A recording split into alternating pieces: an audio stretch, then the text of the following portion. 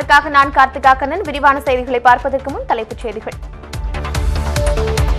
தனியார் ஆய்வகங்களில் கொரோனா பரிசோதனைக்கு ஆகும் செலவை அரசே ஏற்கும்.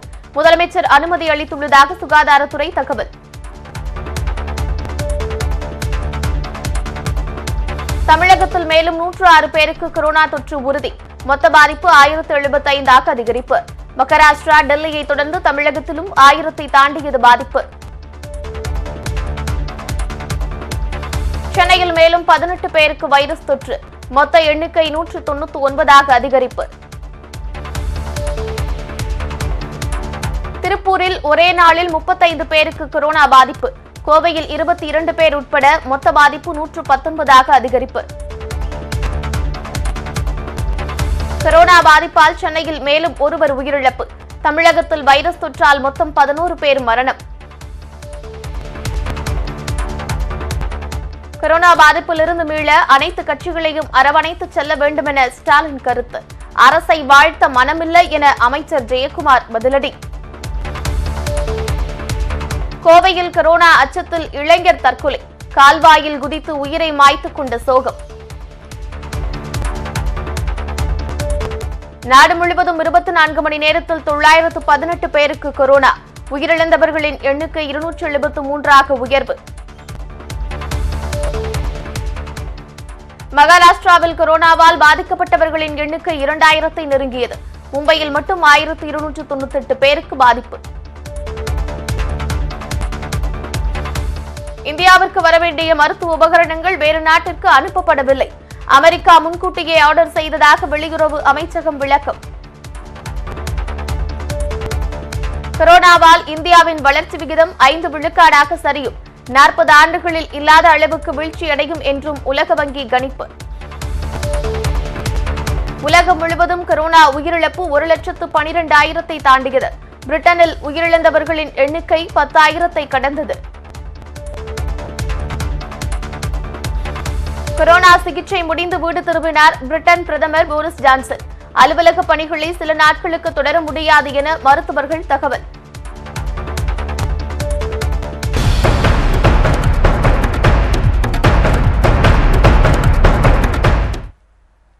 தமிழகத்தில் கொரோனாவால் மேலும் 106 பேர் பாதிக்கப்பட்டுள்ளனர். தனியார் ஆய்வகங்களில் மேற்கொள்ளப்படும் கொரோனா பரிசோதனைக்கான செலவை தமிழக அரசே ஏற்கும் என்று சுகாதாரத்துறை செயலாளர் அறிவித்துள்ளார்.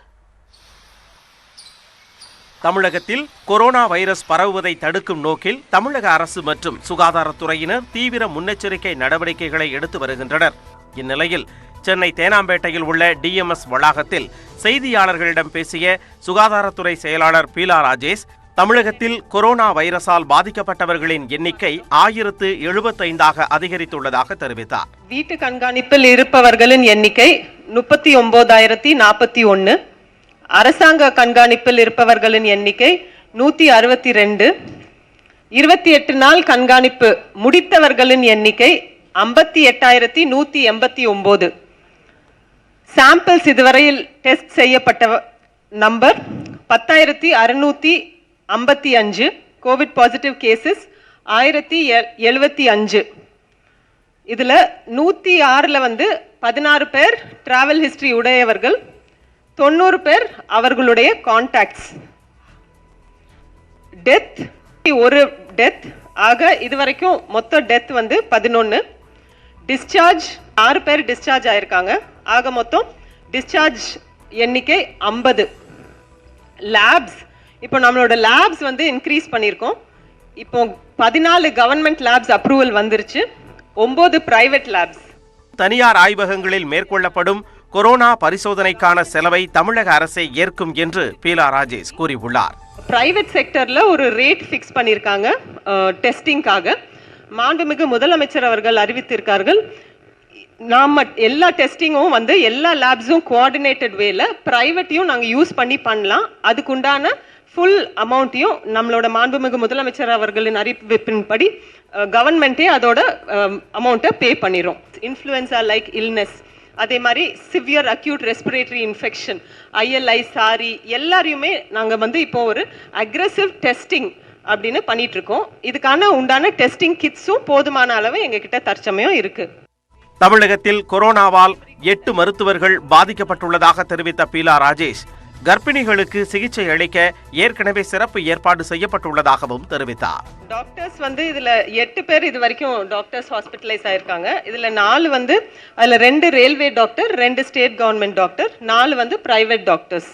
கர்ப்பிணி பெண்களுக்காக தனியா ஒரு மைக்ரோ பிளான் ஏற்கனவே நாங்க சொன்னோம். ஒரு மாசத்துக்கு முன்னாலேயே இதை ஃபுல்லா லைன் லிஸ்டே எடுத்துட்டோம். 1.5 lakh பிரெக்னென்ட் லேடிஸ், அவங்களோட இடிடி இந்த நெக்ஸ்ட் 2 months. அவங்கள யாரு ஹை ரிஸ்க் அப்படின்னு பார்த்து ஒரு 11,000 கேசஸ் இருக்காங்க. ஒரு கர்ப்பிணி பெண்ணுக்கும் ஒரு 5 பேருக்கு ஒரு VHN கான்டாக்ட் பண்ணி அவங்கள சேஃபா எப்படி டெலிவரி பண்றது அப்படின்றதுக்கு ஏற்பாடு பண்ணியிருக்கோம். இதை தவிர அவங்களுக்கும் எல்லா சிமாங் சென்டர்ஸ்ல, எல்லா PHCஸ்லயும் அவங்களுக்கும் தனியா ஃபீவரோட வந்தாங்கன்னா அவங்களுக்கு டெஸ்டிங்க்கும் எல்லா ஏற்பாடும் பண்ணியிருக்கோம். இண்டிகோ விமான நிறுவனம் தனது ஊழியர் ஒருவர் கொரோனா பாதிப்பால் உயிரிழந்ததாக கூறியது குறித்து பீலா ராஜேஷிடம் கேள்வி எழுப்பப்பட்டது. ஆனால் அதற்கு அவர் பதிலளிக்க மறுத்துவிட்டார். கொரோனா தடுப்பு நடவடிக்கையில் தமிழக அரசு தீவிரமாக ஈடுபட்டுள்ள நிலையிலும் அதன் பாதிப்பு கடந்த 5 நாட்களாக அதிகரித்து வருகிறது. கொரோனாவால் அதிகபட்சமாக சென்னையில் 199 பேர் பாதிக்கப்பட்டுள்ளனர். இதனையடுத்து கோவையில் 119 பேர் பாதிக்கப்பட்டுள்ளனர். ஈரோட்டில் 64 பேரும், திருப்பூரில் 60 பேரும், திண்டுக்கல், நெல்லையில் தலா 56 பேரும் பாதிக்கப்பட்டுள்ளனர். நாமக்கல்லில் 45 பேர், செங்கல்பட்டில் 43 பேர், திருச்சியில் 43 பேர், தேனியில் 41 பேர் பாதிக்கப்பட்டுள்ளனர். ராணிப்பேட்டையில் 39 பேரும், திருவள்ளூரில் 29 பேரும், கரூரில் 25 பேரும் பாதிக்கப்பட்டுள்ளனர். இதில் சென்னை, கோவை, ஈரோடு உட்பட கொரோனாவால் அதிகம் பாதிப்பில் உள்ள முதல் 17 மாவட்டங்கள் சிவப்பு பிரிவிலும், கடலூர், சேலம் உட்பட அடுத்த 9 மாவட்டங்கள் ஆரஞ்சு பிரிவில் உள்ளதாகவும் வகைப்படுத்தப்பட்டுள்ளன. அத்துடன் நீலகிரி, காஞ்சிபுரம் உட்பட 8 மாவட்டங்கள் மஞ்சள் பிரிவில் உள்ளன.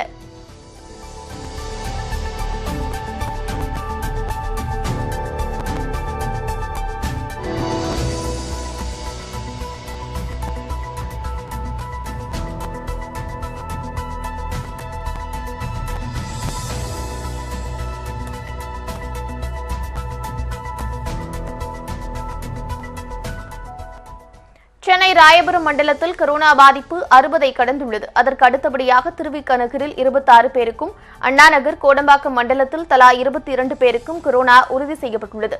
சென்னையில் மொத்தமுள்ள 15 மண்டலங்களில் மணலி, அம்பத்தூர் ஆகிய 2 மண்டலங்களிலும் இதுவரை யாருக்கும் கொரோனா தொற்று உறுதி செய்யப்படவில்லை.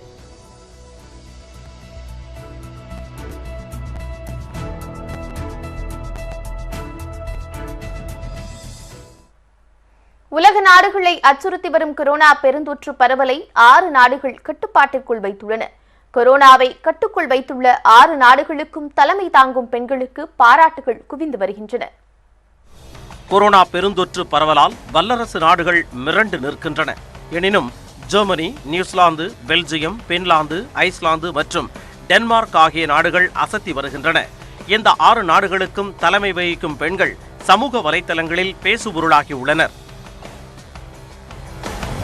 நியூசிலாந்து நாட்டின் பிரதமர் ஜெசிந்தா ஆர்டன், நியூசிலாந்தில் இதுவரை 1300 பேர் பாதிக்கப்பட்டுள்ள நிலையில் உயிரிழப்பு 4 என்ற அளவிலேயே உள்ளது. 471 பேர் குணமடைந்து வீடு திரும்பியுள்ளனர். மார்ச் 25ஆம் தேதியே ஊரடங்கை பிறப்பித்த ஜெசிந்தா ஒருமித்த சிந்தனையுடன் பணியாற்ற அழைப்பு விடுத்து மக்களுடன் இணைந்து நிற்கிறார். ஜெர்மனியில் இதுவரை 1.25 லட்சம் பேர் பாதிக்கப்பட்டுள்ள நிலையில் பாதிக்கப்பட்டவர்களில் சரி பாதியினர் குணமடைந்து வீடு திரும்பியுள்ளனர். வாரம் ஒன்றுக்கு 5 லட்சம் பேருக்கு பரிசோதனை, மக்களுக்கான நிவாரணப் பணிகள், தயார் நிலையில் மருத்துவ உபகரணங்கள் என அசத்தி வருகிறார் ஜெர்மனி பிரதமர் ஏஞ்சலா மெர்கல்.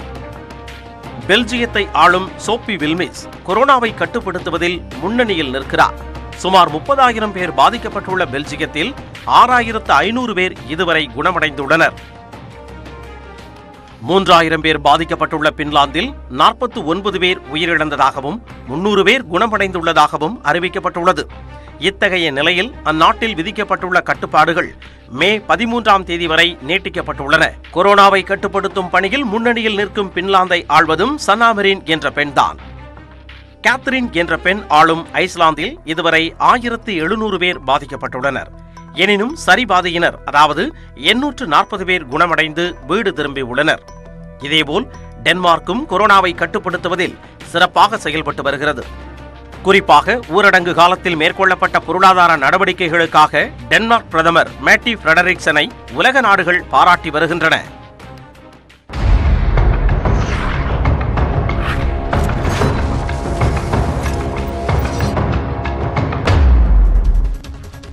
தொடர்ந்து விரைவுச் செய்திகளை பார்க்கலாம்.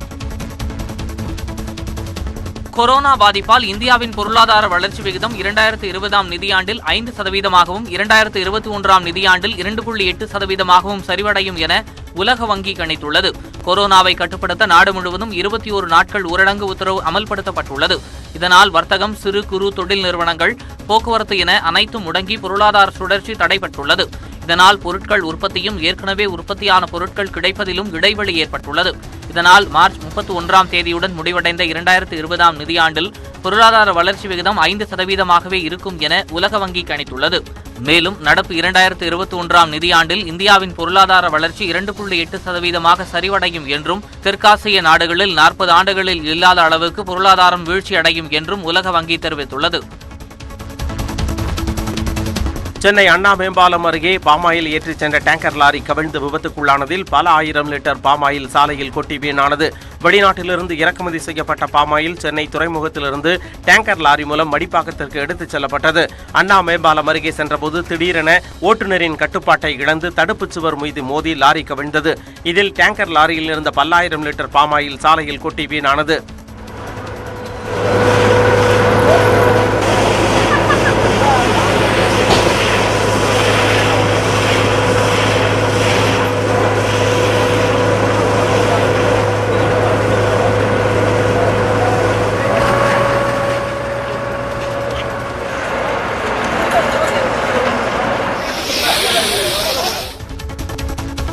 ஊரடங்கால் பாதிக்கப்பட்ட மக்களுக்கு தன்னார்வலர்கள் உணவுப் பொருட்களை நேரடியாக வழங்குவதற்கு தமிழக அரசு தடை விதித்துள்ளது. உணவுப் பொருட்களையும் அத்தியாவசிய பொருட்களையும் நேரடியாக வழங்குவது தடை உத்தரவை மீறும் செயல் என அரசு வெளியிட்டுள்ள செய்திக்குறிப்பில் தெரிவிக்கப்பட்டுள்ளது.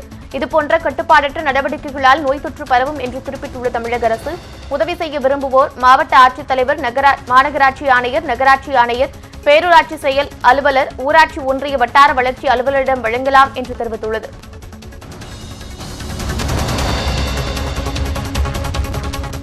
ஈரோடு மாவட்டம் பெருந்துறையில் கொரோனா பாதித்த பெண்ணுக்கு ஆண் குழந்தை பிறந்துள்ளது. கொரோனா பாதிப்பு காரணமாக ஈரோடு ஐஆர்டி மருத்துவக் கல்லூரி மருத்துவமனையில் சிகிச்சை பெற்று வந்த அப்பெண்ணுக்கு சிசேரியன் முறையில் பிரசவம் நிகழ்ந்து ஆண் குழந்தை பிறந்தது. பிரசவத்திற்கு பின் தாயும் சேயும் நலமாக உள்ளதாக மருத்துவமனை அதிகாரிகள் தெரிவித்துள்ளனர்.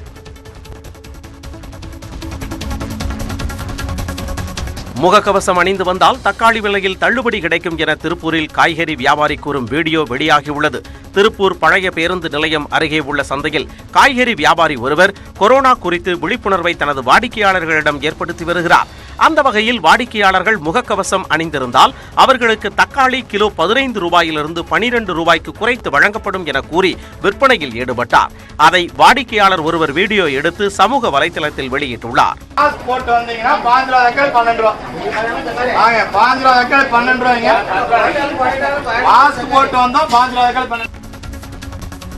கொரோனா நோய் தொற்று விவகாரத்தில் மத்திய மாநில அரசுகளின் அணுகுமுறை குறித்து விவாதிப்பதற்காக திமுக சார்பில் வருகின்ற 15ஆம் தேதி அனைத்துக் கட்சி கூட்டம் நடைபெறவுள்ளது.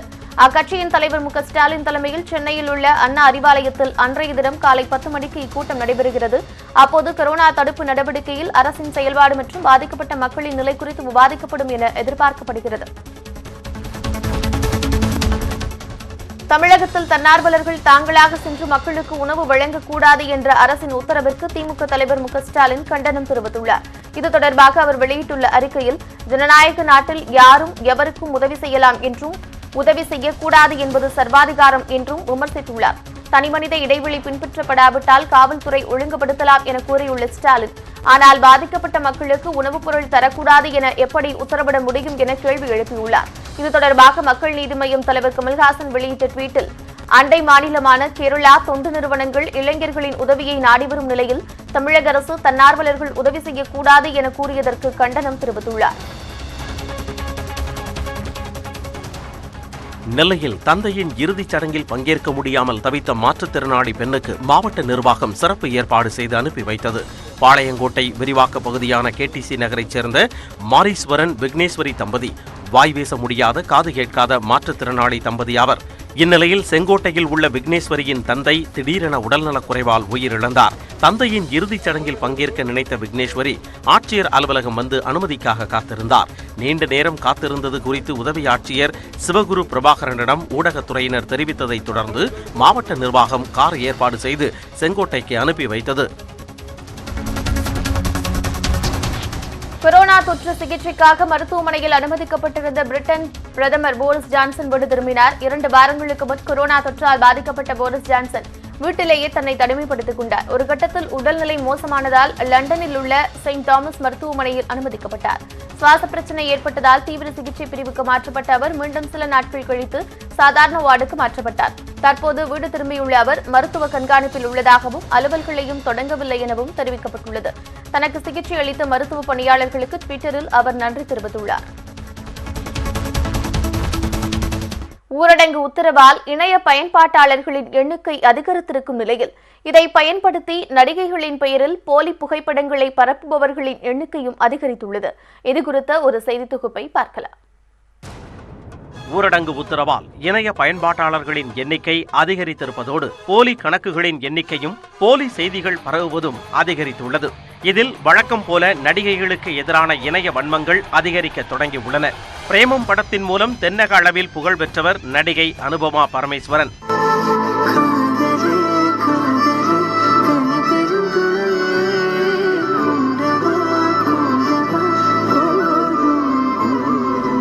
இவருடைய முகநூல் கணக்கு ஹேக் செய்யப்பட்டு மார்பிங் செய்யப்பட்ட கவர்ச்சி புகைப்படங்கள் வெளியாகின.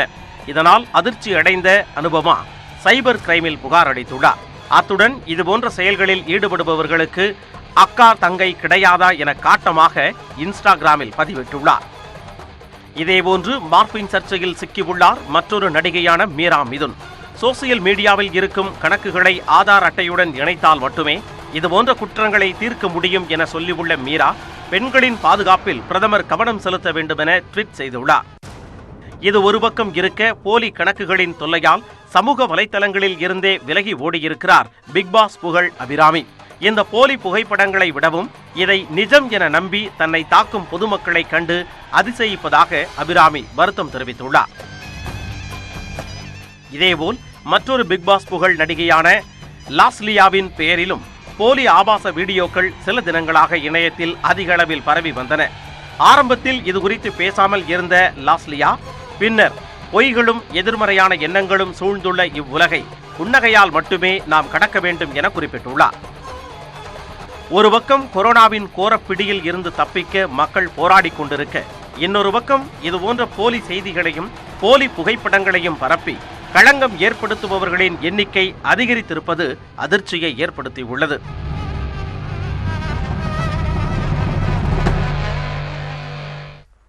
கொரோனா பரவல் காரணமாக மக்கள் வீடுகளுக்குள் முடங்கியிருப்பதால் 2 சக்கர மற்றும் 4 சக்கர வாகனங்கள் சாலைகளுக்குள் சில நாட்களாக பிரவேசிக்காமல் உள்ளன. ஊரடங்கு முடிந்து அவற்றை மீண்டும் நாம் இயக்கும் போது சில பிரச்சனைகள் எழலாம். அதிலிருந்து எப்படி தப்புவது என்பதற்கு சில டிப்ஸ்கள் இதோ. பொதுவாக மழைக்காலத்தில்தான் 2 சக்கர வாகனம் 4 சக்கர வாகனம் வைத்திருப்போருக்கு நிறைய சிக்கல்கள் இருக்கும். ஆனால் நீண்ட நாட்களாக வாகனத்தை இயக்காமல் வைத்திருந்தாலும் பல பிரச்சனைகள் வரும். அம்மாதிரி பிரச்சனைகள் எழும்போது வாகனங்களை சீராக வைத்திருக்க சில ஆலோசனைகளை முன்வைக்கிறார் மகேஷ். காரோட ஆரோக்கியத்து நல்லது அட்லீஸ்ட் டெய்லி முடியலனாலும் ஒரு 2-3 நாளைக்குள்ளே ஒரு தடவை நம்ம காரோட பேட்டரி ஸ்டார்ட் பண்ணி ஒரு 10 நிமிஷம் ஓட விட்டு ஐடியல் பொசிஷனில் பண்ணான்னு அடுத்து. தற்போதைய சூழலில் அனைவரது இல்லங்களிலும் கட்டாயம் இடம் பிடித்திருக்கும் பொருட்களில் ஒன்று பைக். இவை பெரும்பாலும் செல்ஃப் ஸ்டார்ட் முறையில் இயங்குபவையாகவே உள்ளன. சாதாரண நாட்களிலேயே பைக்குகளில் ஸ்டார்டிங் பிரச்சனை இருக்கும் என்ற சூழலில் 21 நாட்களுக்கு பின் பைக்கை ஸ்டார்ட் செய்வது நிச்சயம் எளிதாக இருக்காது. இவர்கள் மெக்கானிக் சரவணன் சொல்லும் வழிமுறைகளை பின்பற்றினால் பைக் ஸ்டார்ட் செய்வதும் சுலபமாகிவிடும். வண்டியை ஸ்ட்ரெயிட்டாக பண்ணோன்னே செல்ஃப் ஸ்டார்ட் பண்ணாமல் கிக் ஸ்டார்ட் யூஸ் பண்ணுறது இன்னும் நல்லது. அதே மாதிரி சென்டர் ஸ்டாண்டில் நிற்க வைக்கிறது இன்னும் ரொம்ப நல்லது. அண்ட் தென் பார்த்திங்கன்னா பெட்ரோல் க்ளோஸ் பண்ணி வைக்கிறது இன்னும் நல்லது. வண்டியை ஸ்டார்ட் பண்ணி விட்டீங்க அப்படின்னா அந்த டைம் மட்டும் பெட்ரோல் ஓப்பன் பண்ணி வச்சுக்கோம். மற்ற டைமில் பெட்ரோல் டேப் க்ளோஸ் பண்ணி இருக்கட்டும். அது ரொம்ப நல்லது.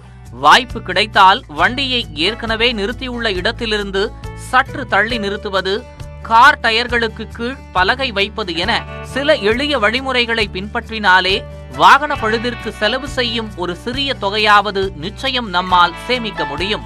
நியூஸ் 18 தமிழ்நாடு செய்திகளுக்காக ஒளிப்பதிவாளர் ஷெரீஃபுடன் குரு ராஜேந்திரன். ஒரு சிறிய இடைவேளைக்கு பின் மற்ற செய்திகளை பார்க்கலாம். கொரோனா பரவுவதை தடுக்க ஊரடங்கு நீட்டிப்பு ஓரிரு நாளில் பிரதமர் அறிவிக்க வாய்ப்புள்ள நிலையில் அப்படி அறிவித்தாலும் 3 மண்டலங்களாக பிரித்து கட்டுப்பாடுகள் தளர்த்தப்படும் என்று தகவல்கள் தெரிவிக்கின்றன.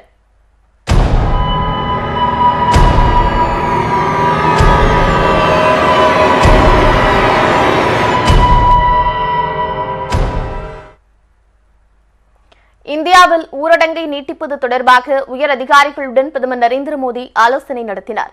அப்போது உயிர்களை காப்பதோடு பொருளாதாரத்தை மீட்டெடுக்க வேண்டியதும் அவசியம் என்று பிரதமரிடம் அதிகாரிகள் கூறியதாக தகவல்கள் தெரிவிக்கின்றன. இதன்படி ஊரடங்கை நீட்டித்தாலும் பொருளாதாரத்தை மீட்டெடுக்க சிவப்பு, ஆரஞ்சு, பச்சை என்ற 3 மண்டலங்களாக பிரிக்கலாம் என்று யோசனை தெரிவித்துள்ளனர். அதிக பாதிப்புகளை கொண்ட மாவட்டங்களை சிவப்பு மண்டலத்தில் சேர்த்து எந்தவொரு நடவடிக்கையையும் மேற்கொள்ள தடை விதிக்க திட்டமிடப்பட்டுள்ளது.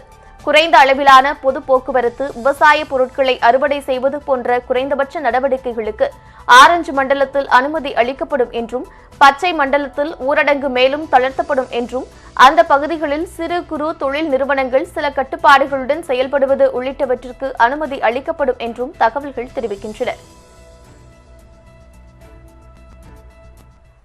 கொரோனா பேரிடரில் இருந்து தமிழக மக்களை மீட்க அனைத்து கட்சிகளையும் அரவணைத்து சென்று முதலமைச்சராக கடமை உணர்வுடன் எடப்பாடி பழனிசாமி செயல்பட முன்வர வேண்டும் என திமுக தலைவர் மு க ஸ்டாலின் வலியுறுத்தியுள்ளார்.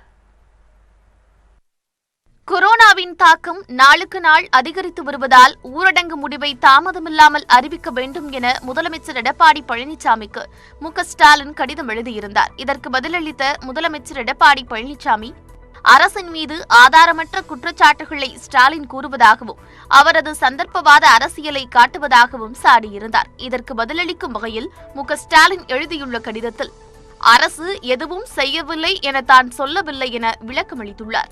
அரசு எடுக்கும் ஆக்கப்பூர்வமான நடவடிக்கைகளுக்கு திமுக சார்பில் ஆதரவையும் ஒத்துழைப்பையும் தருவோம் என்றே கூறியதாக விளக்கமளித்துள்ள மு க ஸ்டாலின், நோயின் தீவிரத்தை உணர்ந்து தமிழக அரசு தயாராக இருக்க வேண்டும் என்பதையே சுட்டிக்காட்டியதாகவும் அதை கூட முதலமைச்சரால் பொறுத்துக் கொள்ள முடியவில்லை என்றும் விமர்சித்துள்ளார். கொரோனா நிவாரணத்திற்கு மத்திய அரசிடம் முதலில் 9,000 கோடியும் அதன் பிறகு 3,200 கோடி ரூபாயும் முதலமைச்சர் கேட்டதாக குறிப்பிட்டுள்ள மு க ஸ்டாலின், கேட்டதில் ஒரு பங்கை கூட மத்திய அரசிடமிருந்து பெற முதலமைச்சர் முனைப்பு காட்டவில்லை என குற்றம் சாட்டியுள்ளார். தமிழகத்திற்கு 10ஆம் தேதி ரேபிட் டெஸ்ட் கிட் மூலம் சோதனை செய்ய இருப்பதாக முதலமைச்சர் அறிவித்த நிலையில் இன்று வரை கிட்கள் ஏன் வந்து சேரவில்லை என கேட்டது ஆதாரமற்ற குற்றச்சாட்டா என்றும் ஸ்டாலின் வினவியுள்ளார். கொரோனா தடுப்பு பணியில் அரசு எடுக்கும் முயற்சிகளுக்கு முழு ஒத்துழைப்பு வழங்க திமுக தயாராக இருப்பதாக கூறியுள்ள மு க ஸ்டாலின், நெருக்கடி மிகுந்த இந்த நேரத்தில் அனைத்து கட்சிகளையும் அரவணைத்து செல்ல வேண்டும் என்றும் வலியுறுத்தியுள்ளார்.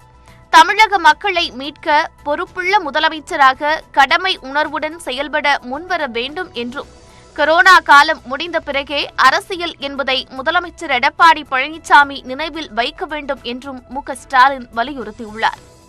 இதனிடையே தாம்பரத்தில் தங்கியுள்ள 1,500 வெளிமாநில தொழிலாளர்களுக்கு தேவையான உணவு, அரிசி, காய்கறிகள் உள்ளிட்டவற்றை மு க ஸ்டாலின் வழங்கினார்.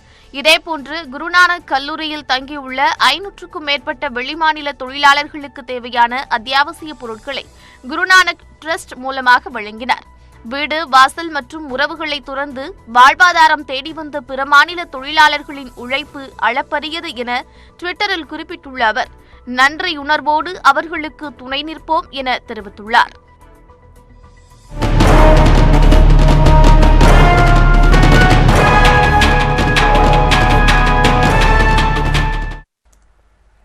சென்னையில் கொரோனா தொற்று பரவும் அபாயம் உள்ள பகுதியாக அறிவிக்கப்பட்டுள்ள ராயபுரம், திருவிக நகர் மண்டலங்களில் சில பகுதிகள் போலீஸ் கட்டுப்பாட்டிற்குள் இருப்பதால் சிறைச்சாலை போல் காணப்படுவதாக பொதுமக்கள் தெரிவித்துள்ளனர்.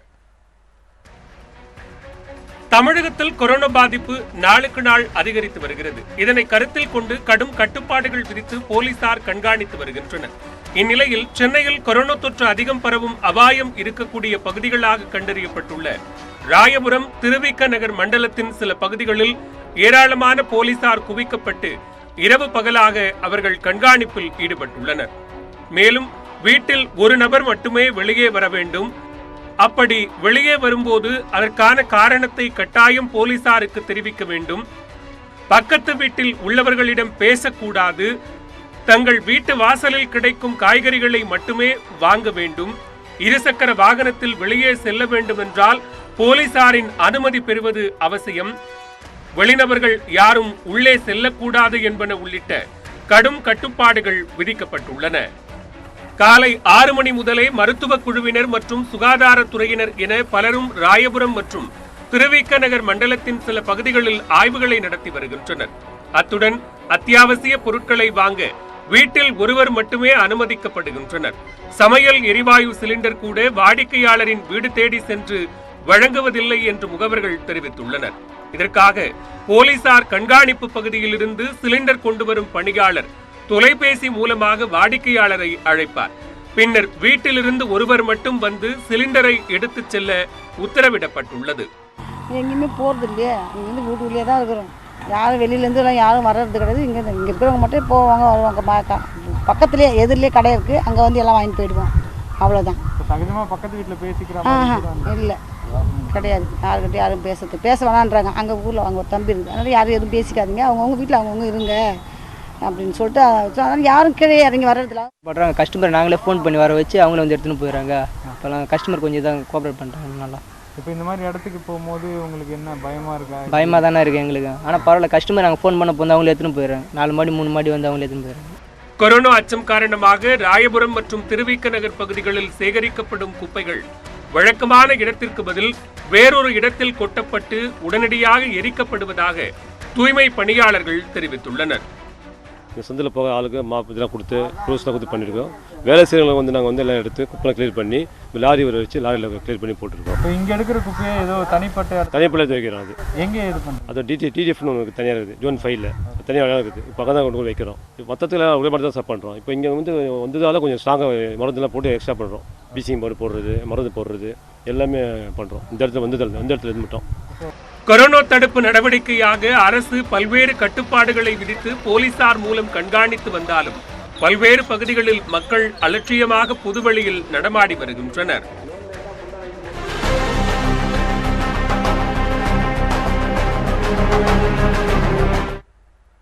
இந்தியாவில் கொரோனாவால் 24 மணி நேரத்தில் 31 பேர் உயிரிழந்த நிலையில் ஒட்டுமொத்தமாக பாதிக்கப்பட்டோரின் எண்ணிக்கை 8447 உயர்ந்துள்ளது. இந்தியாவில் கொரோனாவால் பாதிக்கப்படுவோரின் எண்ணிக்கை நாளுக்கு நாள் அதிகரித்து வருகிறது. இந்நிலையில் கடந்த 24 மணி நேரத்தில் 31 பேர் உயிரிழந்த நிலையில் ஒட்டுமொத்தமாக உயிரிழந்தோரின் எண்ணிக்கை 273 உயர்ந்துள்ளது. 24 மணி நேரத்தில் புதிதாக 918 பேருக்கு நோய் உறுதி செய்யப்பட்டுள்ளது. இதன் மூலம் பாதிக்கப்பட்டவர்களின் எண்ணிக்கை 8447 உயர்ந்துள்ளது. பாதிக்கப்பட்டவர்களில் 765 பேர் குணமடைந்து வீடு திரும்பியுள்ளதாக மத்திய சுகாதார அமைச்சகம் தெரிவித்துள்ளது. மாநிலங்கள் அடிப்படையில் அதிகபட்சமாக மகாராஷ்டிராவில் 1761 பேர் பாதிக்கப்பட்டுள்ளனர். டெல்லியில் 1069 பேர் பாதிக்கப்பட்டுள்ளனர். தமிழகத்திலும் முதல் முறையாக பாதிக்கப்பட்டோர் எண்ணிக்கை 1000 கடந்துள்ளது. ராஜஸ்தானில் 700 பேர், மத்திய பிரதேசத்தில் 564 பேர், தெலங்கானாவில் 504 பேர் பாதிக்கப்பட்டுள்ளனர். சீனா, ஜப்பான், கொரியா நாடுகளில் கடந்த சில நாட்களில் மீண்டும் கொரோனா பாதிப்பு அதிகரித்துள்ளதால் தற்போது பின்பற்றப்படும் கட்டுப்பாட்டு நடவடிக்கைகள் மற்றும் சமூக இடைவெளியை தொடர வேண்டியது அவசியம் என்று சுகாதாரத்துறை இணைச் செயலாளர் லவ் அகர்வால் தெரிவித்திருக்கிறார். கொரோனா சிகிச்சைக்கு 601 மருத்துவமனைகளில் 1,05,000 படுக்கைகள் தயார் நிலையில் இருப்பதாகவும் அவர் கூறினார். பாதிக்கப்பட்டவர்களில் 20% தீவிர சிகிச்சை தேவைப்படுவதாகவும் அகர்வால் தெரிவித்தார்.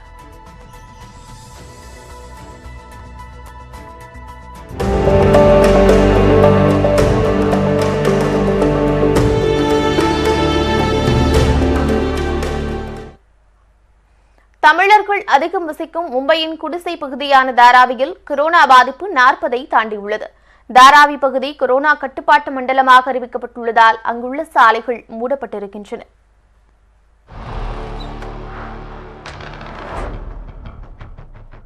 இந்தியாவில் கொரோனாவால் அதிகம் பாதிக்கப்பட்ட மாநிலமாக மகாராஷ்டிரா உள்ளது.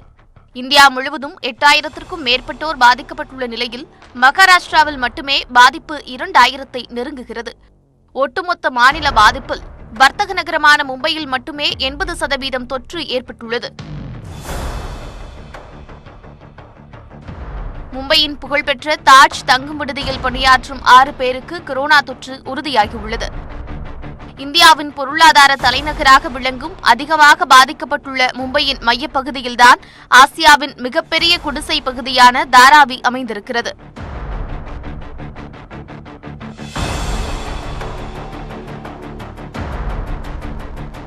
தமிழர்கள் அதிகமுள்ள தாராவியை மையப்படுத்தி நாயகன் தொடங்கி தலைவா, காலா வரை ஏராளமான தமிழ் சினிமாக்கள் வெளியாகி வசூலை குவித்துள்ளன.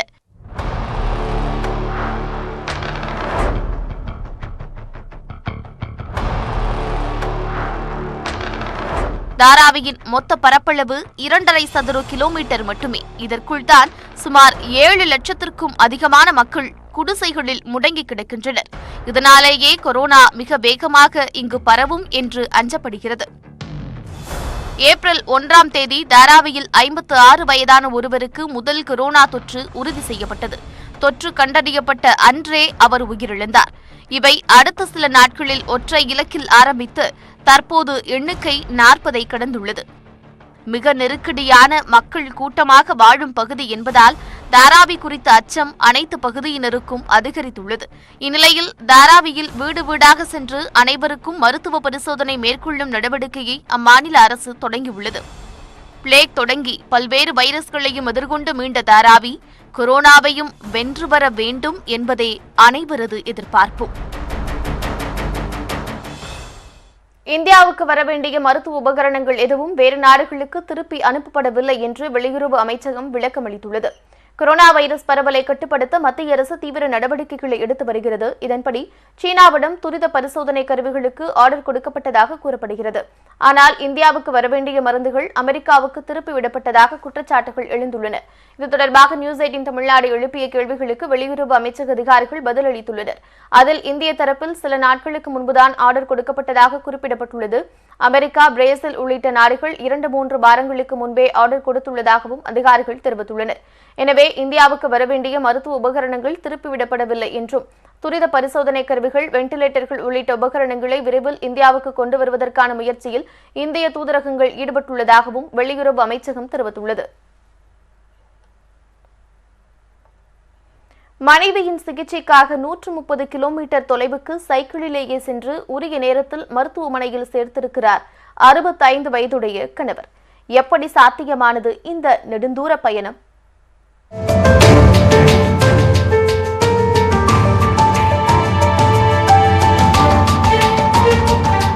தஞ்சாவூர் மாவட்டம் கும்பகோணம் அடுத்த மகாராஜபுரம் மணல்மேடு ஆற்றங்கரை தெருவில் வசிப்பவர் கட்டட தொழிலாளி அறிவழகன்.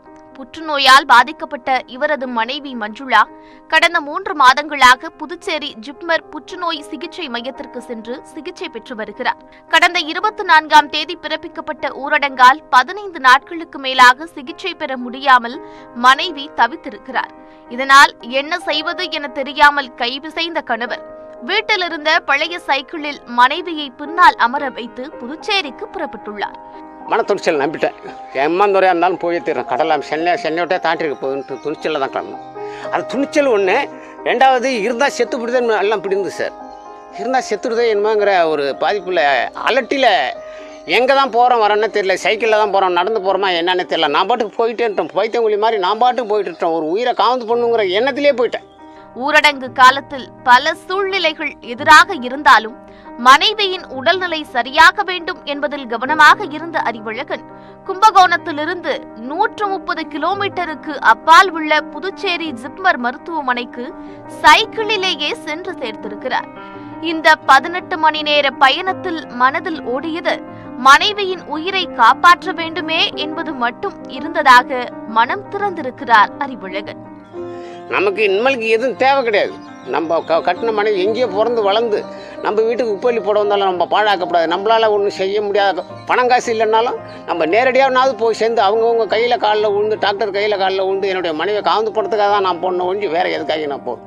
சைக்கிளில் வந்ததை அறிந்து உடனே இவரது மனைவிக்கு ஜிப்மர் மருத்துவமனை மருத்துவர்கள் சிகிச்சை அளித்தனர். புற்றுநோய் சிகிச்சைக்கு பிறகு மனைவியையும் கணவரையும் ஆம்புலன்ஸ் மூலம் வீட்டிற்கு மருத்துவர்கள் அனுப்பி வைத்தனர். சைக்கிளை எடுத்துக்கிட்டு பாண்டிச்சேரி சிக்குமூருக்கு போயிட்டாங்க. அங்கே போகும்போது மணி 10:30 மணி. அப்புறம் அங்கே போனோன்னா டாக்டருக்கெல்லாம் பார்த்து இது பண்ணி ட்ரீட்மெண்ட் பண்ணி திரும்பி அவங்க செலவுலேயே ஆம்புலன்ஸில் வந்து அமுச்சு விட்டாங்க. காலத்தின் முதிர்ச்சியில், உடலின் தளர்ச்சியில் உடனிருந்து தாங்குவோம் உள்ளத்தின் அன்போடு என்ற வரிகளுக்கு உயிரூட்டியுள்ளார் முதியவர் அறிவழகன்.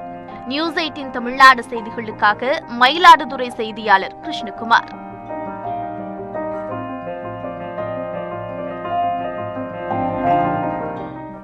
தாராபுரத்தில் உள்ள தனியார் மருத்துவமனையில் இஸ்லாமியர் என்பதால் நோயாளிக்கு டோக்கன் வழங்க மறுக்கப்பட்ட சம்பவம் பரபரப்பை ஏற்படுத்தியுள்ளது. இதுகுறித்து தனியார் மருத்துவமனையில் வட்டாட்சியர் விசாரணை நடத்தினார். திருப்பூர் மாவட்டம் தாராபுரம் பிஜி நகரில் உறவினர் வீட்டில் தங்கியிருப்பவர் அமீர். எலும்பு மூட்டு தேய்மானம் காரணமாக பொள்ளாச்சி சாலையில் உள்ள எலும்பு முறிவு சிகிச்சைக்கான சிறப்பு மருத்துவமனைக்கு தனது உறவினருடன் சென்றுள்ளார். டோக்கன் வாங்குவதற்கு பெயரை பதிவு செய்த போது இஸ்லாமியரா என்று கேட்டுவிட்டு டோக்கன் வழங்க மருத்துவமனை ஊழியர்கள் தாமதப்படுத்தியுள்ளனர். பின்னர் டோக்கன் முடிந்துவிட்டது என்று கூறியுள்ளனர். இதனையடுத்து அமீருக்கும் மருத்துவமனை ஊழியர்களுக்கும் இடையே கடும் வாக்குவாதம் ஏற்பட்டது. தான் டெல்லி செல்லவில்லை என்றும் தாராபுரத்திலேயே தங்கி இருக்கிறேன் என்றும் அமீர் கூறியுள்ளார். எனினும் அவருக்கு கொரோனா இருக்குமோ என்று கூறி அவரை மருத்துவமனை ஊழியர்கள் வெளியேற்றியுள்ளனர். இதனை உடனிருந்த உறவினர் வீடியோவில் பதிவு செய்து சமூக ஊடகங்களில் வெளியிட்டுள்ளார். ஏன் காரணம் சொல்லுங்க. 10 டோக்கன் முடிஞ்சு அவர் பார்க்கணுங்க. இல்ல பார்க்க மாட்டாங்க. இல்ல என்ன காரணம்? என்ன முஸ்லீம்ங்கிறதுனாலயா? அதுல இல்ல 10 டோக்கன் மேல பார்க்க. எனக்கு பின்னாடி 4 பேர் வந்துட்டாங்க. இருங்க, புது வியாதி எல்லாம் கிடையாது. கை குடைச்சல். டாக்டர் பாக்குறவாங்க. வலி 2 நாளா வலி. அதான் இல்ல நீ பாக்கணும். இல்ல ஒரு நிமிஷம் இருங்க, டாக்டர் நான் பாக்கணும். இல்ல வேண்டாம் வாங்க. இல்ல இருங்க, எனக்கு பின்னாடி வந்து 4 பேர் டோக்கன் போட்டாச்சு. என்ன அமீர்னு பேர் சொன்னோன்னு அந்த பொண்ணு போய் இவ்வளவு சொல்லுச்சு. அதுக்கு பின்னாடி 5 பேருக்கு வந்து டோக்கன் போட்டாச்சு. கை குறைச்சல்னு எலும்பு டாக்டர் கிட்ட தான் வந்திருக்காங்க. எலும்பு டாக்டர் கிட்ட தான் வந்திருக்காங்க. இது என்ன இந்த கொரோனா வியாதியோட வந்திருக்காரா? நாங்க டெல்லி போயிட்டு வந்திருக்கோம். அப்படியே இருந்தாலும் நீங்க கேளுங்க, கனிவா கேளுங்க. கனிவா எப்படின்னு கேளுங்கண்ணா. இவங்க இதனைத் தொடர்ந்து சாராட்சியரின் உத்தரவின் பேரில் தனியார் மருத்துவமனையில் தாராபுரம் வட்டாட்சியர் கனகராஜன் விசாரணை நடத்தினார். அப்போது ஊழியர்கள் செய்த தவறுக்காக மருத்துவமனை நிர்வாகத்தினர் வருத்தம் தெரிவித்தனர். எனினும் இந்த விவகாரம் குறித்து எழுத்துப்பூர்வமான விளக்கம் அளிக்குமாறு வட்டாட்சியர் உத்தரவிட்டார். மேலும் இந்த பிரச்சினை குறித்து அடுத்த கட்ட விசாரணை நடத்த வேண்டும் என்று சாராட்சியருக்கு பரிந்துரை செய்துள்ளார். தென்காசியில் பள்ளிக்கு விடுமுறை விட்டதால் சும்மா இருந்த ஆசிரியர் கள்ளச்சாராயம் காய்ச்சி போலீசில் சிக்கியுள்ளார். விடுமுறையை கிழிக்க ஆசிரியர் செய்யும் காரியமாயுது. தென்காசி மாவட்டம் ராயகிரியில் கள்ளச்சாராயம் காய்ச்சிய ஆசிரியர் உட்பட 2 கைது செய்யப்பட்டனர். பள்ளி ஆசிரியர் சாராயம் காய்ச்சியது ஏன்? தென்காசி மாவட்டம் ராயகிரியில் பிச்சாண்டி என்பவருக்கு சொந்தமாக 30 ஏக்கர் பரப்பளவில் தோட்டம் உள்ளது. அந்த தோட்டத்தை தெற்கு சத்திரத்தில் உள்ள மேல்நிலைப் பள்ளியில் ஆசிரியராக பணிபுரியும் 55 வயதான சிவன் என்பவர் குத்தகைக்கு எடுத்து விவசாயம் செய்து வருகிறார். தளவாய்புரத்தைச் சேர்ந்த 35 வயதான அந்தோணிராஜ் என்ற ராபர்ட் ஆசிரியர் சிவனின் நண்பர். இருவரும் குடிக்கு அடிமையானவர்கள் என்று கூறப்படுகிறது. கொரோனாவால் டாஸ்மாக் கடை மூடப்பட்டதாலும் பள்ளிக்கு விடுமுறை விட்டு வீட்டில் சும்மா இருப்பதாலும் நண்பருடன் சேர்ந்து குத்தகைக்கு எடுத்த கரும்பு தோப்பிற்குள் சாராயம் காய்ச்சி வந்துள்ளார். இந்த தகவல் சிவகிரி தனிப்பிரிவு போலீசாருக்கு கிடைத்துள்ளது. இதையடுத்து ரகசிய தகவலின் பேரில் தோப்பிற்குள் சோதனை மேற்கொண்டனர். இதில் ஊரல் போட்டு கள்ளச்சாராயம் காய்ச்சி ஒளித்து வைத்திருந்ததை கண்ட தனிப்பிரிவு போலீசார் கையும் களவுமாக அவர்களை பிடித்தனர். அவர்களிடமிருந்து 4 லிட்டர் கள்ளச்சாராயம், சாராயம் காய்ச்ச பயன்படுத்திய பாத்திரங்களையும் பறிமுதல் செய்தனர். ஆசிரியர் சிவன் மற்றும் அந்தோணிராஜை கைது செய்த போலீசார் நீதிபதி முன் ஆஜர்படுத்தி சிறையில் அடைத்தனர். உலகம் முழுவதும் கொரோனாவால் பாதிக்கப்பட்டோர் எண்ணிக்கை 18 லட்சத்தை எட்டியுள்ளது. உலகம் முழுவதும் கொரோனாவின் தீவிரம் நாளுக்கு நாள் அதிகரித்து வருகிறது. அமெரிக்காவில் கொரோனாவால் பாதிக்கப்பட்டோர் எண்ணிக்கை 5,35,000 தாண்டியுள்ளது. உயிரிழப்பு 22,000 கடந்தது. ஸ்பெயினில் 1,66,000 இத்தாலியில் 1,56,000 கொரோனா பாதிப்பு உயர்ந்துள்ளது. பிரான்சில் பாதிப்பு 1,30,000 நெருங்கியுள்ளது. ஜெர்மனியில் 1,25,000 மேற்பட்டோர் பாதிக்கப்பட்டுள்ள நிலையில் உயிரிழப்பு 2,907 அதிகரித்துள்ளது. உலகம் முழுவதும் குணமடைந்து வீடு திரும்பியோர் எண்ணிக்கை 4,11,000 அதிகரித்துள்ளது. உலக அளவில் கொரோனா பாதிப்பில் இந்தியா தற்போது 22வது இடத்தில் உள்ளது.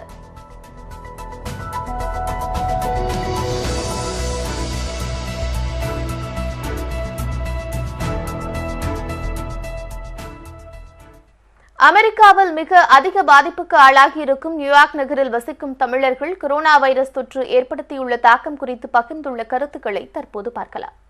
அரசாங்கம் தங்களால் முடிஞ்ச அளவுக்கு எப்படியெல்லாம் இந்த கஷ்டத்தில் இருக்கிறவங்களுக்கு ஹெல்ப் பண்ணலான்னு நிறையா பண்ணிகிட்டு இருக்காங்க. நியூயார்க் சிட்டியில் அத்தனை பள்ளிகளும் இந்த கல்வி ஆண்டு வரைக்கும் மூடப்பட்டு விட்டன. அது வந்து இப்போ தான் ஒரு மணி நேரத்துக்கு முன்னாடி தான் New York city mayor de Blasio announce பண்ணாருங்க. மற்றபடி New York government plus federal government அவங்க எல்லாம் ரொம்ப ஒத்துழைச்சி நிறையா உதவிகள் வந்து இந்த மக்களுக்காக பண்ணுறாங்க.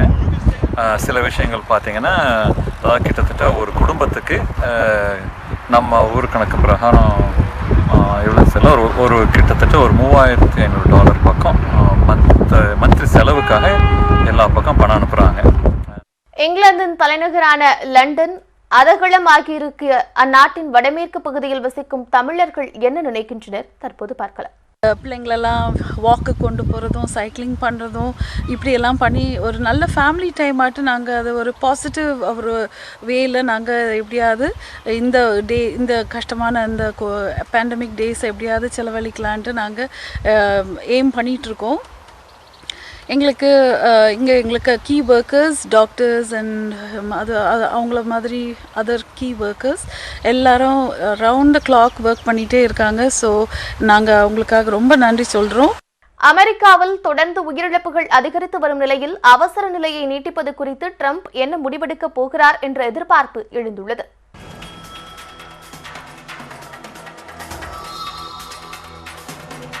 சீனாவில் வெளிப்பட்டு ஐரோப்பிய நாடுகளை தாக்கிய கொரோனா தற்போது அமெரிக்காவை சூறையாடி வருகிறது. கடந்த வாரத்தை விடவும் தற்போது அமெரிக்காவில் நாள்தோறும் உயிரிழப்போர் எண்ணிக்கை இத்தாலியை விட 3 மடங்கு அதிகரித்துள்ளது. அதிக உயிரிழப்பை சந்தித்த இத்தாலியில் ஒரு வாரத்தில் உயிரிழப்போர் எண்ணிக்கை 3000 என்ற அளவில் இருக்க அதுவே அமெரிக்காவில் 9000ஆக அதிகரித்துள்ளது. அமெரிக்காவில் நிகழ்ந்த மொத்த உயிரிழப்பில் பாதியளவு நியூயார்க்கிலேயே நிகழ்ந்துள்ளது. இந்நிலையில் நியூயார்க் மருத்துவமனைகளில் தீவிர சிகிச்சை பிரிவுகளில் அனுமதிக்கப்படுவோர் எண்ணிக்கை குறைந்து வருவதாக அந்த மாகாண ஆளுநர் தெரிவித்துள்ளார். அதே நேரத்தில் பள்ளிக்கூடங்கள் செப்டம்பர் மாதம் வரை மூடப்படுவதாக நியூயார்க் மாநகர மேயர் அறிவித்துள்ளார். இந்நிலையில் ஏப்ரல் 14ஆம் தேதிக்கு பிறகு அவசர நிலையை ட்ரம்ப் நீக்குவாரா அல்லது பகுதி அளவு தளர்த்தப் போகிறாரா அல்லது நீட்டிக்கப் போகிறாரா என்ற கேள்வி எழுந்துள்ளது. பொருளாதார சரிவை தடுக்க நிறுவனங்களை திறக்க அனுமதிக்க வேண்டும் என்று தொழில்துறையினரும் அவசர நிலையை நீக்குவது உயிரிழப்புகளை பன்மடங்கு அதிகரிக்க செய்யும் என்று சுகாதாரத்துறையினரும் ட்ரம்புக்கு ஆலோசனை தெரிவித்து வருவதாக தகவல்கள் வெளியாகியுள்ளன. இந்நிலையில் ட்ரம்ப் என்ன முடிவெடுக்கப் போகிறார் என்ற எதிர்பார்ப்பு தொடர்ந்து நீடித்து வருகிறது. இதனிடையே அமெரிக்காவில் அவசர நிலை பிறப்பிக்கப்பட்ட பிறகு 3 வாரங்களில் சுமார் 1.5 கோடி பேர் வேலையற்றவர்களாக தங்களை பதிவு செய்து கொண்டுள்ளதாக அதிர்ச்சி தகவல் வெளியாகியுள்ளது.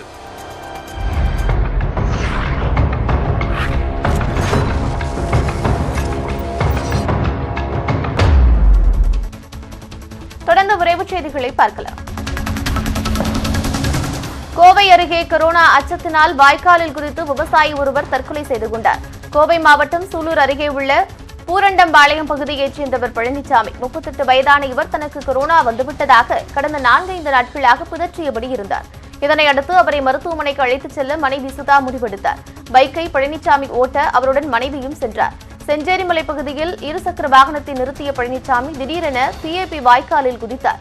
வாய்க்காலில் அடித்துச் செல்லப்பட்ட பழனிசாமியின் உடல் சுல்தான்பேட்டை ஆவின் பாலகம் பகுதியில் கண்டெடுக்கப்பட்டது. இதுகுறித்து மனைவி சுதா அளித்த புகாரின் பேரில் சுல்தான்பேட்டை போலீசார் விசாரணை நடத்தி வருகின்றனர். ஆந்திர மாநிலத்தில் 16 கோடி முகக்கவசங்களை மக்களுக்கு இலவசமாக வழங்க முதலமைச்சர் ஜெகன்மோகன் ரெட்டி உத்தரவிட்டுள்ளார்.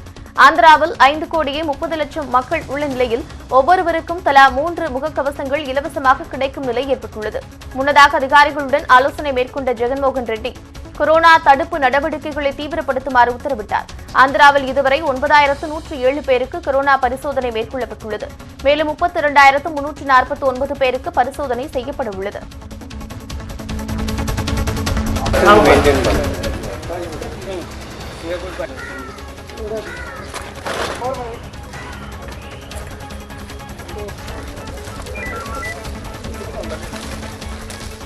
சென்னை மடிப்பாக்கத்தில் ஏழை மக்களுக்கு 50,000 ரூபாய் மதிப்பிலான நிவாரணப் பொருட்கள் வழங்கப்பட்டன. ஊரடங்கு காரணமாக மடிப்பாக்கத்தில் வசிக்கும் கூலி தொழிலாளர்கள் வெளிமாநிலத்தைச் சேர்ந்தவர்கள் வாழ்வாதாரத்தை இழந்து தவிக்கின்றனர். இவர்களுக்கு மடிப்பாக்கம் தென்கிழக்கு இளையோர் சங்கம் சார்பில் அரிசி, பருப்பு, எண்ணெய், காய்கறிகள் வழங்கப்பட்டன.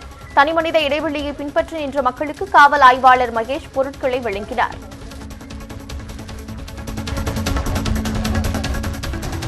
சென்னையில் பெரும்பாலான பேக்கரிகளில் பணிபுரிந்த மாஸ்டர்கள் சொந்த ஊர்களுக்கு சென்றுவிட்டதால் பிரெட், பன் போன்ற பொருட்கள் தயாரிப்பதில் சிரமம் ஏற்பட்டுள்ளது. 50 விழுக்காடு பேக்கரிகள் மட்டுமே திறந்துள்ளன. இங்கும் பிஸ்கட், மிக்சர், சிப்ஸ், குளிர்பானம் போன்ற பொருட்களே கிடைக்கின்றன. சில கடைகளில் இனிப்பு வகைகள் இரவோடு இரவாக தயார் செய்யப்பட்டு விற்பனைக்கு வைக்கப்பட்டுள்ளன. பேக்கரி கடைகளில் இயல்பு நிலை திரும்ப ஓரிரு நாட்கள் ஆகும் என்கின்றனர் உரிமையாளர்கள். இது வாடிக்கையாளர்களுக்கு கவலையை ஏற்படுத்தியுள்ளது. இப்போ பார்த்தீங்கன்னா வெறும் பன்னு, ரஸ்க்கு, பிஸ்கெட் பாக்கெட் அந்த மாதிரி தான் இருக்குது. மற்றபடி பார்த்தீங்கன்னா கேக்கு, ஜாம் அந்த மாதிரி ஐட்டம் எதுவுமே கிடையாது. ஏன்னா பேக்கரி ரொம்ப நாள் கழிச்சு இப்போ தான் திறந்துருக்காங்க. ஆனால் பார்த்தோம் எந்த பொருளுமே இல்லை. இனிமேல் தான் மாதத்தில் ஊருக்கு போயிருக்காங்க. இனிமேல் தான் எல்லா பொருளும் வரும்ன்ற மாதிரி சொல்லியிருக்காங்க. இருக்கிற பொருளை மட்டும் வாங்கிட்டு போயிட்டுருக்கோம். சென்னையில் தனிமைப்படுத்தப்பட்ட வீடுகளில் மக்கள் பயன்படுத்திய முகக்கவசங்கள் மற்றும் கையுறைகளை தனியாக சேகரித்து தூய்மை பணியாளர்களிடம் வழங்க வேண்டும் என மாநகராட்சி ஆணையர் அறிவுறுத்தியுள்ளார். கொரோனா வைரஸ் பரவலை தடுக்கும் வகையில் சென்னையில் பல வீடுகள் தனிமைப்படுத்தப்பட்டு அறிவிக்கப்பட்டுள்ளது. அந்த வீடுகளில் இருப்பவர்கள் பயன்படுத்திய முகக்கவசங்கள், கையுறைகள் மற்றும் திடக்கழிவுகள் அனைத்தையும் தனியாக மஞ்சள் நிற பையில் சேகரித்து அதில் 5% அளவிற்கு ப்ளீச்சிங் பவுடர், 1% சோடியம் ஹைட்ரோகுளோரைடு கரைசலை தெளித்து வைத்திருக்க வேண்டும். தூய்மை பணியாளர்கள் வரும்பொழுது நாள்தோறும் வழங்க வேண்டும் என மாநகராட்சி ஆணையர் பிரகாஷ் தெரிவித்துள்ளார். இதற்கான மஞ்சள் பைகள் சென்னை மாநகராட்சியால் வழங்கப்படும் என்றும் இந்த கழிவுகள் அபாயகரமாக கருதப்பட்டு சென்னை மாநகராட்சியால் எரியூட்டப்படும் என்றும் ஆணையர் பிரகாஷ் கூறியுள்ளார்.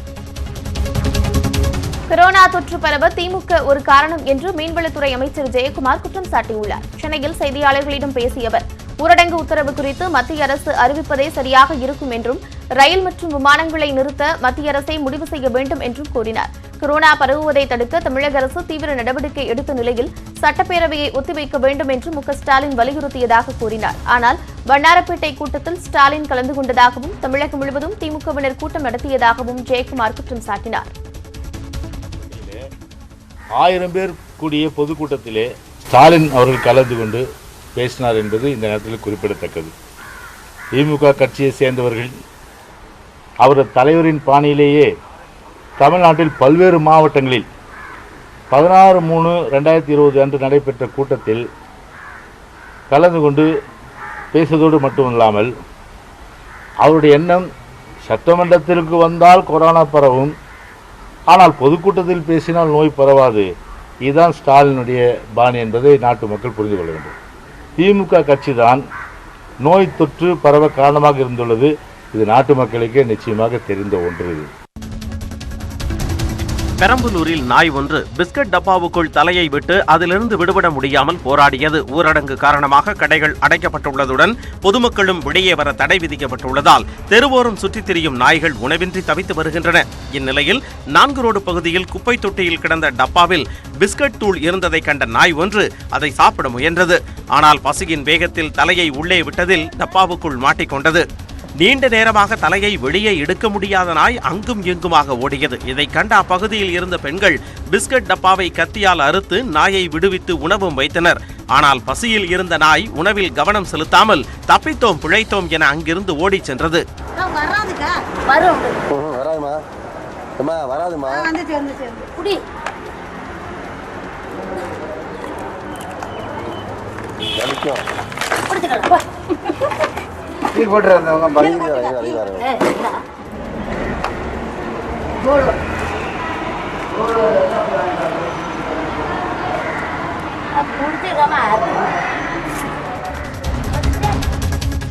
மத்திய அமைச்சர் ராம்விலாஸ் பாஸ்வானின் தாடியை சீர்படுத்தும் பணியில் ஈடுபட்ட அவரது மகன் இந்த காட்சிகளை பதிவு செய்து வெளியிட்டுள்ளார். ஊரடங்கு உத்தரவு காரணமாக மக்கள் வீடுகளிலேயே முடங்கியுள்ளனர். இதேபோல மத்திய உணவுத்துறை அமைச்சர் ராம்விலாஸ் பாஸ்வான் முடங்கியுள்ளார். இந்நிலையில் வீட்டில் இருக்கையில் ராம்விலாஸ் பாஸ்வான் அமர்ந்திருந்த நிலையில் அவரது தாடியை மின்னணு கருவி மூலம் சீர்படுத்தும் பணியில் அவரது மகனும் லோக் ஜனசக்தி கட்சி தலைவருமான சிராக் பாஸ்வான் ஈடுபட்டுள்ளார். இந்த வீடியோவை ட்விட்டரில் வெளியிட்டுள்ள சிராக் பாஸ்வான், இதுபோன்ற திறன் தமக்கு இருப்பது இதுவரை தெரிந்திருக்காது என்றும், கொரோனாவை எதிர்கொள்வதுடன் அழகான நினைவுகளை உருவாக்குவோம் என்றும் பதிவிட்டுள்ளார்.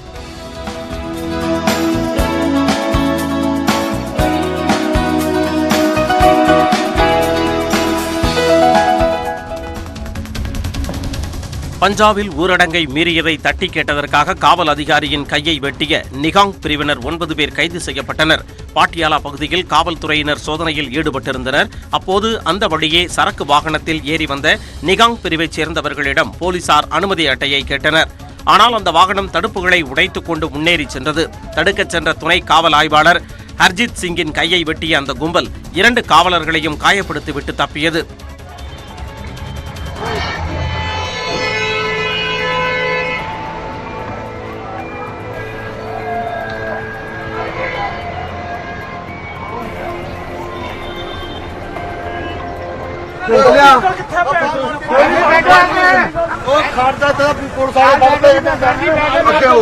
போலீசார் தேடுதல் வேட்டை நடத்தியபோது அருகில் உள்ள குருத்வாராவில் பதுங்கியிருந்த அந்த கும்பல் சரணடைந்தது. காயமடைந்த காவலர்களுக்கு சிகிச்சை அளிக்கப்பட்டு வருகிறது.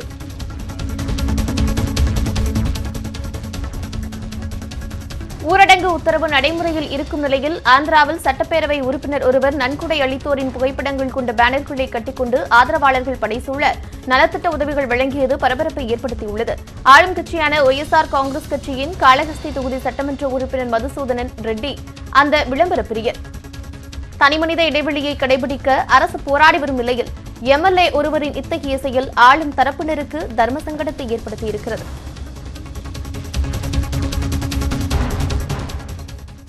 கொரோனாவால் ஏற்படக்கூடிய பெரும் பாதிப்பு குறித்து உளவுத்துறை எச்சரித்தும் அமெரிக்க அதிபர் டிரம்ப் அலட்சியம் காட்டியதாக புகார் எழுந்துள்ளது.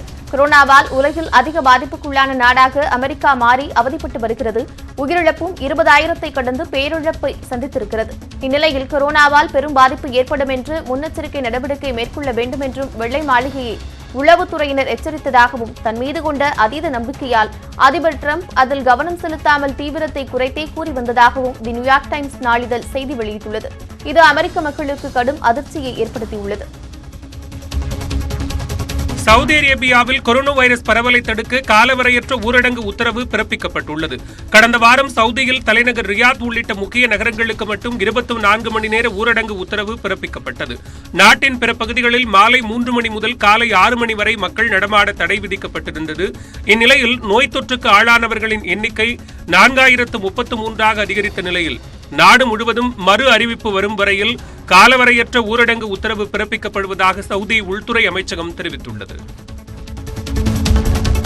அர்ஜென்டினாவில் வீடுகளுக்குள் முடங்கியுள்ள மக்கள் பாடல்களை ஒலிக்கவிட்டும் விளக்குகளை ஒளிரவிட்டும் கொரோனா பார்ட்டி வைத்து அசத்தினர். அர்ஜென்டினாவின் தலைநகர் பியூனஸ் அயர்ஸ் பகுதியில் உள்ள ஒரு குடியிருப்பு வாசிகள் தங்கள் தனிமைப்படுத்துதல் காலத்தை இனிமையாக கழிக்க ஒளியும் ஒலியும் நிகழ்ச்சியை அரங்கேற்றினர். அவர்களோடு இணைந்து அந்த பகுதியில் வசிக்கும் மக்களும் பால்கனியில் நின்று நடனமாடியும் டார்ச் லைட்டை அடித்தும் உற்சாகமாக பொழுதை போக்கினர்.